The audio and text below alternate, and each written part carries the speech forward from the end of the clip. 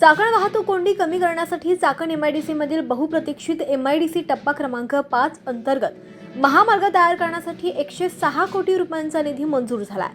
तसंच अन्य जोड रस्ते कामांसाठी देखील निधी मंजूर झालाय।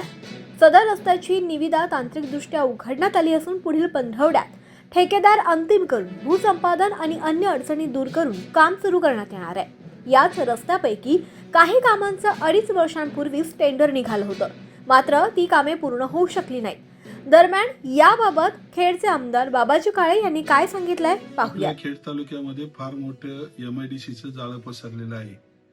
टप्पा क्रमांक 1 ते 4 पूर्ण होत आलेले आहे आणि 5वा टप्पा सुरू आहे।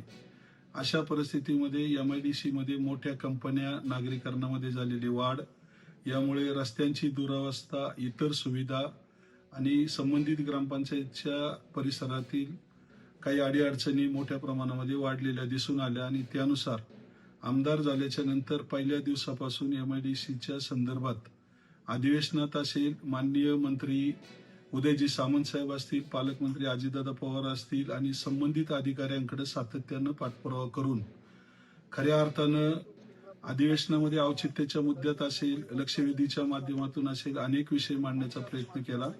या सर्व गोष्टीचा विचार करून माननीय मंत्री उदयजी सामंत साहेब यांनी कोर्टयार्ड माळुंगे या ठिकाणी 22/5/2025 ला बैठक एमआयडीसीची लावली। त्यानंतर 23/7/2025 ला पीएमआरडीए मध्ये बैठक लागली आणि आदरणीय पालकमंत्री अजितदादा पवार यांची 8 ऑगस्टला पीएमआरडी मध्ये बैठक लागली। या सर्व गोष्टीच्या माध्यमातून खऱ्या अर्थानं खेड तालुक्याच्या एमआयडीसी साठी मोठ्या प्रमाणामध्ये निधी मंजूर झाले।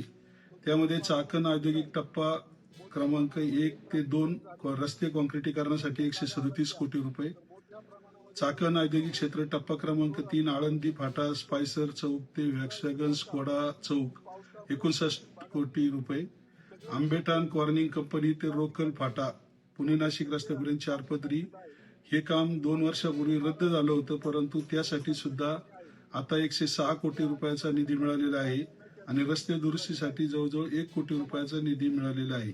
अशा पद्धतीनं सर्व कामं भविष्य काळात मार्गी लागतील। टेंडर प्रक्रियेमध्ये सर्व कामं आहेत।